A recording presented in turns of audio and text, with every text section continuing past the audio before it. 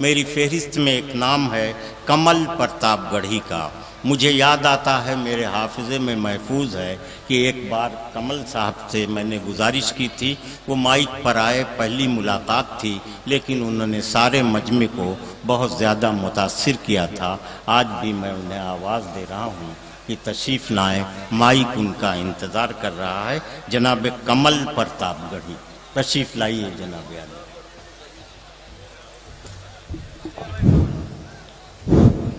बहुत बहुत शुक्रिया चाचा, आपने हमें उठाया, अल्लाह ताला आपको उठाए। नहीं, मेरा मतलब आपका नाम और ऊंचा उठाए। और मैं मज़ाहिया शायर हूं, इसलिए हंसने हंसाने की बात करूंगा। ये भैया माइक वाले थोड़ा सा बेस बढ़ा दीजिए, क्योंकि वैसे भी थोड़ा ऊंचे पे हैं, बेस बढ़ जाएगा तो और अच्छा लगेगा। हालांकि हमारे बेस, हमारे आधार आप ही लोग हैं, हमारी बुनियाद आप ही लोग हैं, क्योंकि तराजू का जो पलड़ा वजनदार होता है वो नीचे होता है, हल्का वाला पलड़ा ऊपर होता है। हम लोग हल्के लोग हैं इसलिए ऊपर हैं, आप लोग वजनदार हैं इसलिए आप लोग नीचे हैं। आप लोग अपने लिए एक जोरदार तालियां बजाएं, ठीक से बजा दीजिए, हम भी रिचार्ज हो जाएं भाई। तो हंसने हंसाने की कुछ बातें करने के लिए मैं आप सबके बीच में आया हूं। भरी जवानी में चाचा ने हमें उठा लिया, अल्लाह ताला किसी को इस तरह ना उठाए, लेकिन अब उठा ही लिए हैं तो मैं कुछ बातें करके ही जाऊंगा। असल में अभी जब आ रहे थे तो वहां घोसी के पास पहुंच के जहां होटल में खाना वाना खाए, सब लोग निकल आए और मैं नहीं पहुंच पाया था। तो मैं पूछ रहा था एक आदमी से कि भैया जहां असना मानिकपुर में मुशायरा होना है वो जगह यही है? तो उन्होंने कहा और का। फिर थोड़ा सा आगे आए और जियाउद्दीन भाई मिल गए। जियाउद्दीन भाई से मैंने पूछा, जियाउद्दीन भाई जहां मुशायरा होना है वो जगह यही है? तो इन्होंने कहा और का। फिर थोड़ा सा आगे आए, बड़े भाई मनोज सिंह साहब मिल गए। तो मनोज सिंह साहब से मैंने पूछा, मनोज भाई ये मुशायरा जहां पे होना है वो जगह यही है क्या? तो इन्होंने कहा जी हाँ कमल भाई। तो मैंने कहा मनोज भाई एक बात समझ में नहीं आई, इस घोसी में मैंने 3 लोगों से पता पूछा, 2 लोगों ने कहा और का, आप कह रहे हैं जी हाँ, ये मामला क्या है? एक ही जगह पे 2 लोग एक तरह की बातें करते हैं, आप दूसरे तरह की बात कर रहे हैं। तो इन्होंने कहा कमल भाई दरअसल हमारे यहाँ जो पढ़े लिखे लोग नहीं रहते वो कहते हैं और का, और जो पढ़े लिखे लोग रहते हैं वो कहते हैं जी हाँ। तो मैंने कहा मनोज भाई इसका मतलब आप पढ़े लिखे हैं? तो इन्होंने कहा और का। तो ऐसे ही हंसने हंसाने की बातें हो जाया करती हैं। जोरदार तालियां मनोज भाई के लिए, जियाउद्दीन भाई के लिए बजाएं, बड़ा अच्छा मुशायरा इन्होंने सजाया है। बहुत मन लगा के आप लोग सुन रहे हैं, बड़ा अच्छा लग रहा है। अभी अंबर इलाहाबादी मोहतरम अंबर इलाहाबादी साहब बैठे हैं। असल में इनका बड़ा बड़ा बाल देख के मैं कंफ्यूज हो जाता हूं कि मोहतरमा है कि मोहतरम, आगे आके क्लियर करना पड़ता है। असल में इनको देख के यही नहीं पता चल पाता कि इनकी बारात आएगी कि इनकी बारात जाएगी, ही में है कि शी में। जब सामने आइए तब क्लियर होता है मामला कि क्या है। दरअसल जब ये पैदा हुए थे तो 6-7 दिन तक सोहर नहीं गाया गया था इनके यहाँ। घर वाले खुद ही नहीं क्लियर थे कि ये क्या हुआ है, बाद में पता चला। अभी अंबर भाई आ रहे थे तो ऑटो से इनके ऊपर किसी ने थूक दिया, इनके कुर्ते पे थूक पड़ गया। अंबर भाई ऐसे देखे और जो थूका था उसकी तरफ देख के कहे फिर से थूको। उसने कहा भाई साहब गलती हो गई। इन्होंने जोर से उसको घूर के देखा और डांटा, कहा फिर से थूको। उसने कहा भाई साहब मैं माफी चाहता हूं। उसने पोंछ दिया। इन्होंने जेब से 500 रुपया निकाल के उसको दिया, कहा फिर से थूको। 500 रुपया पाया, उसका क्या जा रहा है, उसने फिर से थूक दिया। अंबर भाई ऐसे ही जाने लगे। तो उन्होंने पूछा कि भाई साहब ये मामला क्या है, मतलब आपने थुकवाया क्यों? तो अंबर भाई ने कहा दरअसल हमारी बेगम कहती हैं कि हमारे अलावा कोई तुम्हारे ऊपर थूकेगा भी नहीं, तो उसी को दिखाने जा रहे हैं कि तुम्हारे अलावा भी हमारी बैलू करने वाले लोग हैं। तमाम तरह की बातें होती हैं। बाबा रामदेव और बाबा आसाराम बापू अभी बहुत चर्चा में रहे हैं। एक सीन आप लोगों के सामने रखता हूं एक कविता के जरिए, कि जिस समय बाबा रामदेव सलवार सूट पहन के रामलीला मैदान से भाग रहे थे, अगर उस समय आसाराम बापू देख लेते तब क्या होता? सोचिएगा कि अगर सलवार सूट में भागते हुए बाबा रामदेव को आसाराम जी बापू देख लेते, अगर सलवार सूट में भागते हुए बाबा रामदेव को आसाराम जी बापू देख लेते और 2-4 मिनट अपनी आंखें सेक लेते, या गलती से आशाराम बापू थोड़ा सा कंफ्यूज हो जाते, तो अल्लाह कसम बाबा रामदेव के सारे बल्ब फ्यूज हो जाते, सारा योग आसन वहीं भूल जाता। बड़ी दिक्कत होती है। बाबा रामदेव के चक्कर में देश की अर्थव्यवस्था बड़ी खराब हो गई है, जनसंख्या भी बढ़ रही है। असल में पहले बूढ़े लोग जल्दी मर जाते थे, अब योग वगैरह करते हैं, पहले 80 साल में टपक जाते थे, अब योग वो करते रहते हैं, 100-120 साल जीते हैं। एक बूढ़ा आदमी 110 साल की एज में मरा, मरने के बाद जब जन्नत पहुंचा तो वहां हूर अप्सराएं जो है वो नाच रही थी, देख के बड़ा पछताया, कहा बाबा रामदेव के चक्कर में लेट हो गए, नहीं मजा 20 साल पहले मिल जाता। बड़ा नुकसान भी है उनका। असल में हमारी जब शादी हुई थी तो हमारी शादी में 1 पैसा दहेज नहीं मिला था। इसलिए नहीं कि हम दहेज के बहुत बड़े विरोधी हैं, बल्कि कवियों और शायरों की शादी हो जाए यही अपने आप में सबसे बड़ी बात होती है। असल में हमारी बेगम ने हमारी होने वाली सासू माँ से कहा कि मम्मी सुनती हैं हमारे होने वाले वो कवि हैं, शायर हैं, तो उन्होंने कहा क्या करोगी बिटिया, मर्दों में कोई ना कोई कमी तो होती ही है, निभाना पड़ेगा। तो एक कविता मैं अपनी अवधी भाषा में सुनाना चाहता हूं, एक जोरदार तालियों से मुझे इजाजत दें कि बिन दहेज आपन बियाह जब हम कई डारे तय, बिन दहेज आपन बियाह जब हम कई डारे तय, ससुर जी हमरे बोले भगवन आपकी कृपा भय, गऊ समान है बिटिया हमार दमाद है एकदम हीरा, पिताजी हमरे रो की न पाएन बिन दहेज कई पीरा, बोले सही कहत हो समधी जी बड़ा अनोखा मेल है, बोले सही कहत हो समधी जी बड़ा अनोखा मेल है, लड़की अगर गऊ है तो रित लड़कियां हमरा बैल है, लड़की अगर, तमाम ऐसी छोटी मोटी बातें हो जाया करती हैं। बूढ़ों को कभी बूढ़ा नहीं समझना चाहिए, ये मशवरा दे रहा हूं आपको। चाचा आपको सलाम करता हूं। असल में लोग बूढ़ा समझ के इनको हल्के में लेने की गलती कर जाते हैं, ये अपना काम करके धीरे से निकल जाते हैं। एक कविता से जोड़ना चाहता हूं आपको कि बूढ़ों में नहीं है दम न ऐसा तुम कभी सोचो, कि बूढ़ों में नहीं है दम न ऐसा तुम कभी सोचो, नहीं विश्वास है तो जाके आशाराम से पूछो, कि बूढ़ों में नहीं है दम न ऐसा तुम कभी सोचो, नहीं विश्वास है तो जाके आशाराम से पूछो, और नहीं संतुष्ट होकर उस कथावाचक पुजारी से, इसे तस्दीक करवा लो नारायण दत्त तिवारी से, कि भड़कता है चिरागे गुल कि जब खामोश होता है, बुढ़ापे में जवानी से भी ज्यादा जोश होता है। तमाम अनुभवी लोग बैठे होंगे, तमाम अनुभव होगा उन लोगों को। अच्छा, जियाउद्दीन भाई के घर की एक बहुत पर्सनल बात हमको पता है, कहिए तो आपको बता दूं जी। असल में इनकी आदत बड़ी खराब है, ये भाभी जी के हर काम में कमी निकालते हैं। दाल में नमक ज्यादा है, मसाला कम है, सब्जी जल गई है, इनकी आदत बड़ी खराब है। अंडा तल के लाती हैं भाभी तो कहेंगे इसको उबाल के लाना था, उबाल के लाएंगी तो कहेंगे इसको तल के लाना था। भाभी भी बड़ी होशियार, एक दिन 2 अंडा लेके आई, एक तला हुआ था एक उबाला हुआ था, कहीं निकालो कमी, अब कैसे कमी निकालोगे। अब इनकी आदत खराब, इन्होंने दोनों अंडों को उलट पुलट के देखा और कहा बहुत बेवकूफ औरत हो तुम, जिस अंडे को तलना था उसको तुमने उबाल दिया और जिस अंडे को उबालना था उसको तुमने तल दिया। तो इनके घर की पर्सनल बात है, ऐसे याद आ गई तो मैंने कहा आपको बता दूं। पिछले दिनों भिवंडी का मुशायरा था, तो हम और बिहारी लाल अंबर दोनों लोग वहां से लौट रहे थे, तो हमारा टिकट कंफर्म नहीं था, इनका टिकट कंफर्म था। तो हमने कहा अंबर भाई आपकी ही सीट पे हम भी बैठ के चले चलेंगे, मामला एडजस्ट हो जाएगा। इन्होंने कहा ठीक है कमल भाई। तो ऊपर वाली सीट पे हम लोग बैठे थे और नीचे 2 बड़ी सुंदर लड़कियां बैठी हुई थी, आपके मतलब की बात हो रही है। तो उसमें से एक लड़की ने दूसरी लड़की से पूछा कि तुम्हारी शादी हो गई है? तो उसने कहा नहीं। अंबर भाई बड़े खुश कि शायद मामला बन जाए यहाँ पे। तो उसने कहा चॉइस बताओ कैसे लड़के से शादी करोगी? उसने कहा मैं तो उसी से शादी करूंगी जो करोड़पति हो। तो उसने कहा मान लो करोड़पति ना मिले तो? उसने कहा 50-50 लाख के 2 मिल जाएंगे तब भी काम बन जाएगा। उसने कहा मान लो वो भी ना मिले तो? उसने कहा 25-25 लाख के 4 हो जाएंगे तो भी कोई दिक्कत नहीं है। उसने कहा मान लो वो भी ना मिले तो? उसने कहा 10-10 लाख के 10 हो जाएंगे तो भी काम चला लेंगे। ऊपर से अंबर भाई कहे हम सोने जा रहे हैं, जब मामला 100 रुपए तक पहुंच जाए तो हमको भी जगा देना। तो इसी तरह की तमाम बातें हो जाया करती हैं। पहले के समय में लोग अपनी पत्नियों को पीटते थे और पीटने के बाद बड़े शान से सीना चौड़ा करके निकलते थे।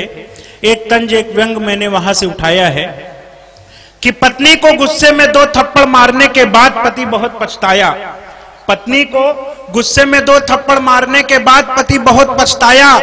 बड़े ही प्यार से उसने अपनी पत्नी को समझाया, तुम्हें पीटना मुझे बहुत अखरता है, तुम्हें पीटना मुझे बहुत अखरता है, पर आदमी उसे ही पीटता है जिससे वो बहुत प्यार करता है। इतना सुनते ही पत्नी भी ताव में आ गई।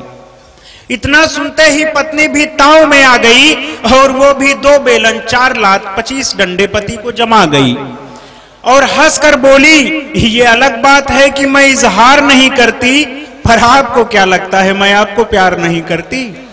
मोहब्बत दोनों तरफ से है। 1-2 बातें और छोटी मोटी याद आ रही हैं, आप सबसे जुड़ने के लिए करता हूं, उसके बाद मैं शहीद हो जाऊंगा। तमाम बड़े बड़े शायर मंगाए गए हैं, पीछे रखे हुए हैं, वो सब भी आप सबके बीच में आएंगे। अच्छा, अक्सर लड़के फेल हो जाते हैं। जब हाई स्कूल का रिजल्ट आए तब भी, इंटर का रिजल्ट आए तब भी, कोई भी रिजल्ट आता है लड़के ज्यादा फेल होते हैं। हम भी हाई स्कूल में फेल हो गए थे। हमारे अब्बू बड़े नाराज हुए, हमको 2 थप्पड़ मारते हुए बोले कि फेल हो गया है, बगल वाले गुप्ता जी की लड़की को देखो टॉप की है।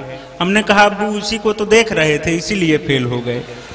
एक कविता वहां से मैंने उठाया है कि हमारे देश की सरकार आजकल कर रही एक नया प्रचार, कहती है हर लड़की को पढ़ाओ, कहती है हर लड़की को पढ़ाओ, उसे आगे बढ़ाओ, भारत नए कीर्तिमान गढ़ेगा, शिक्षा का स्तर भारत का स्वाभिमान बढ़ेगा। लेकिन मैं इसे नहीं मानता, शिक्षा का स्तर कैसे बढ़ेगा मैं नहीं जानता। मेरा दिल इस नसीहत से बहुत चिढ़ता है, अरे इससे तो शिक्षा का स्तर और भी गिरता है, क्योंकि जिस कॉलेज में लड़कियां पढ़ती हैं वहां कई खेल हो जाते हैं। एक लड़की को पढ़ाने के चक्कर में क्लास के 40 लड़के फेल हो जाते हैं। ये शिक्षा का स्तर है। जाते जाते एक आखिरी कविता देना चाहता हूं। हंसने हंसाने की तमाम बातें हुई, लेकिन कुछ संजीदा बातें जिनकी स्मृति में, जिनकी याद में शहीदे उर्दू कॉमरेड जय बहादुर सिंह की याद में आज का ये मुशायरा मुनक्किद किया गया है। 4 पंक्तियां उनको श्रद्धांजलि स्वरूप ये पंक्तियां मैं समर्पित करता हूं भैया जियाउद्दीन भाई कि दिवाली का नूर लुटा है और ईद को खोया है, दिवाली का नूर लुटा है और ईद को खोया है, बेबस मन ने स्वर्णिम कल की एक उम्मीद को खोया है। खाली आंचल सूनी आंखें दर्द का पर्वत सीने पर, खाली आंचल सूनी आंखें दर्द का पर्वत सीने पर, लगता है जो हिंदुस्तान ने फिर हमीद को खोया है, लगता है जो हिंदुस्तान ने फिर हमीद को खोया है। एक आखिरी पंक्तियां देना चाहता हूं हास्य और व्यंग की। कुछ दिनों पहले एक शब्द बहुत सुनने में आया था, आम आदमी। एक कविता मैंने वहां से उठाई है, आखिरी कविता दे के शहीद हो जाना चाहूंगा कि अब आम आदमी यहां होशियार हो गया, अब आम आदमी यहां होशियार हो गया, नेता तो अपने देश का गद्दार हो गया। ये रामलाल की यहां सुनता नहीं कोई, ये रामलाल की यहां सुनता नहीं कोई, ऐसा हुआ कि एक दिन बीमार हो गया, जब जांच कराया तो खून की कमी मिली, उसकी गरीब आंखों में पूरी नमी मिली। फिर डॉक्टर ने ये कहा कि खून चाहिए, फिर डॉक्टर ने ये कहा कि खून चाहिए, मुरझाए इस बदन को फिर जुनून चाहिए। सुनकर के रामलाल ये निढाल हो गया, 2 बूंद खून मिलना भी मुहाल हो गया। जब आम आदमी से नहीं मिल सका लहू, एक नेता ने कहा कि मुझसे ले लो हू बहू। फिर उस सफेद पोश का जब खून चढ़ गया, बीपी तो रामलाल का उस वक्त बढ़ गया, कुर्ते की तरह शर्ट अपनी फाड़ने लगा, भाषण को अस्पताल में ही झाड़ने लगा। और नेता के खून का हुआ कुछ इस तरह असर, नेता के खून का हुआ कुछ इस तरह असर, सियासत से सच्ची बात कि नेता के खून का हुआ कुछ इस तरह असर, लोगों में बो रहा वो संप्रदाय का जहर। उदाहरण देने की जरूरत नहीं है। एक सरकार कहती है कि मंदिर वहीं बनाएंगे, मंदिर मस्जिद के नाम पर, धर्म जाति के नाम पर लोगों को बांटने की कोशिश करती है। और मैं कमल पांडे प्रतापगढ़ी, आप सबकी मोहब्बतों का तालिब, आप सबने मुझे बुलाया। मैं इस बात को कुरान पाक और हदीस के हवाले से तस्दीक करना चाहता हूं कि तमाम लोग कहते हैं कि मुसलमान दहशतगर्द हैं, और वो हिंदुस्तान को अपना मुल्क नहीं मानते, लेकिन जो मुसलमान हदीस पढ़ा है हुजूर पाक सल्लल्लाहु अलैहि वसल्लम की जो उम्मत है वो मुल्क के साथ गद्दारी करने से पहले 100 मर्तबा सोचेगा, क्योंकि हदीस में है अल हुब्बुल वतनी निस्बुल ईमान, वतन से वफादारी आधा ईमान है मेरे दोस्तों। और जो भी सच्चा मुसलमान हुजूर पाक सल्लल्लाहु अलैहि वसल्लम का सच्चा उम्मती होगा वो इस वतन के साथ कभी गद्दारी नहीं कर सकता। कि नेता के खून का हुआ कुछ इस तरह असर, लोगों में बो रहा वो संप्रदाय का जहर, हिंदू को लड़ाता कहीं मुस्लिम को लड़ाता, जहरीले सांप की तरह वो दांत गड़ाता, घर फूंक कर सबका वो रहा देख तमाशा, वो बन गया विधायक यहाँ फेंक कर पासा। यहाँ कोई विधायक हो तो अल्लाह कसम यहाँ के विधायकों की बात नहीं, अमेरिका के विधायकों की बात कर रहा हूं। नहीं, यहाँ वाले बहुत अच्छे हैं। प्रोग्राम के बाद मुझे अपने घर भी जाना है सुरक्षित। पिछले दिनों मैं पुलिस पे कविता पढ़ रहा था, पुलिस वाले भी यहाँ सुन रहे हैं, और बड़े ताज्जुब की बात है जो किसी की नहीं सुनते वो कवियों की सुन रहे हैं। तो पुलिस पे मैंने कविता पढ़ी, मैंने कहा पुलिस जो है यहाँ मतलब भ्रष्ट है, घूस लेते हैं। बाहर दरोगा जी ने हमको पकड़ लिया, कहा क्यों बे पुलिस पे बहुत कविता पढ़ता है। मैंने कहा मैं यहाँ के नहीं अमेरिका के पुलिस वालों की बात कर रहा था। दरोगा जी ने कहा हमको बेवकूफ मत बनाओ, जैसे हम जानते ही नहीं कहाँ के पुलिस वाले भ्रष्ट हैं। कि नेता के खून का हुआ कुछ इस तरह असर, लोगों में बो रहा वो संप्रदाय का जहर, हिंदू को लड़ाता कहीं मुस्लिम को लड़ाता, जहरीले सांप की तरह वो दांत गड़ाता, घर फूंक कर सबका वो रहा देख तमाशा, वो बन गया विधायक यहाँ फेंक कर पासा। और इस कविता की सबसे अच्छी पंक्तियां देता हूं दोस्तों कि अपना चरित्र स्वाभिमान बेच रहा है, अपना चरित्र स्वाभिमान बेच रहा है, जलती हुई चिता पे रोटी सेक रहा है, शहीदों की लाशों पर भी राजनीति की जाती है। अभी 4-5 दिन पहले की घटना है, हमारे 26 जवान शहीद होते हैं। तो हमारे जुमलेंद्र बाहुबली जो 3-4 साल पहले जब जवानों के सिर काटे गए थे, तो उस समय जुमलेंद्र बाहुबली साहब कहते थे कि भाइयों बहनों अगर हमारी सरकार रहेगी तो एक सर के बदले 10 सर काटे जाएंगे। लेकिन अब उनकी जबान पता नहीं सिल गई है या मुंह में दही जमा लिया है, उन्होंने उनको ये चीजें दिखाई नहीं देती हैं। और शहीदों को भी धर्म और जातियों में बांटा जाता है, शहीदों को भी हिंदू और मुसलमान में बांटा जाता है। मुझे उदाहरण देने की जरूरत नहीं है, कॉमरेड अतुल अंजान साहब बैठे हैं, मैं भी इन्हीं के विचारों से समानता रखता हूं। मैं भी वामपंथी विचारधारा का समर्थक हूं और कुछ बातें आप सबसे करना चाहता हूं दोस्तों।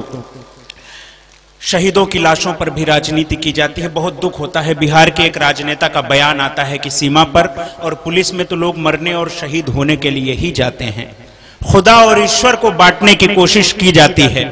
लेकिन सूरा रहमान कहता है तुम अल्लाह की किन किन नेमतों को झुठलाओगे, फब्बी आला ही रब्बे कुमातु का ज़बान।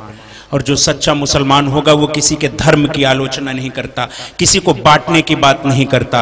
लकुम दीनकुम वाले दीन के जो उम्मती हैं, जो इस आयत को मानने वाले हैं, वो कभी भी मुल्क के साथ और कौमी एकजहती को कभी भी कत्ल करने की साजिश करने वाले जो लोग हैं उनका साथ नहीं दे सकते दोस्तों। और आप तो हुजूर पाक सल्लल्लाहु अलैहि वसल्लम के उम्मती हैं, आपका खालिक आपका खुदा वो अफजल है। हमें किसी सरकार से डरने की जरूरत नहीं है दोस्तों। ये 3-4 साल की बात और है, उसके बाद ये शायद तरसेंगे कि कभी हम फिर से कुर्सी पे बैठ सकें, क्योंकि अब देश का हिंदू और देश का मुसलमान सब जागरूक हो गए हैं और सब इन फिरका परस्त ताकतों को कत्ल करने के लिए आगे बढ़ रहे हैं दोस्तों। कि अपना चरित्र स्वाभिमान बेच रहा है, जलती हुई चिता पे रोटी सेक रहा है। अब रामलाल है नहीं वो आम आदमी, इस खून के नाते ही हुआ है ये लाजमी। अच्छी बात हो किसी की मानता नहीं, आजकल अपने बाप को भी पहचानता नहीं। और कलयुग है घोर अपना ईमान बचाओ, कलयुग है घोर अपना ईमान बचाओ। इंसानियत ये कहती है इंसान हो जाओ, इंसानियत ये कहती। बहुत अच्छे भाई कमल साहब, काफ़ी देर से आप लोगों को खुश कर रहे थे, मुतमईन कर रहे थे, लोगों की मालूमात में इजाफा कर रहे थे। मुझे ये महसूस हुआ, ये यकीन हुआ कि घोसी में 18 साल से लेके 81 साल के लोग एक ही तरह का ज़ौक़ रखते हैं, एक ही तरह की बातें सुनना पसंद करते हैं। जितनी इज्जत से, जितने अदब से आप कमल जी को सुन रहे थे, मैं खुश भी हो रहा था, मुझे हैरत भी हो रही थी कि आपका मिजाज इस तरह की बातें अगर सुनने का है और हर उम्र के लोगों का मिजाज सुनने का है तो मैं आपके लिए सिर्फ दुआ कर सकता हूँ। इस मुशायरे की सबसे खूबी ये है कि इकबाल साहब, चुन्नू भाई जो चेयरमैन हैं वो भी स्टेज पर हैं, चंदू भाई भी स्टेज पर हैं, मनोज सिंह भी हैं, गुफरान साहब भी हैं, हाजी गुफरान साहब, इफ्तिखार अहमद भी, इंतखाब भाई, बीएन सिंह और ज़ियाउद्दीन भाई, ये सारे लोग स्टेज पर हैं और मुशायरे को कामयाब बनाने में पूरा रोल अदा कर रहे हैं। मैं इन दोस्तों का शुक्रिया अदा कर रहा हूँ।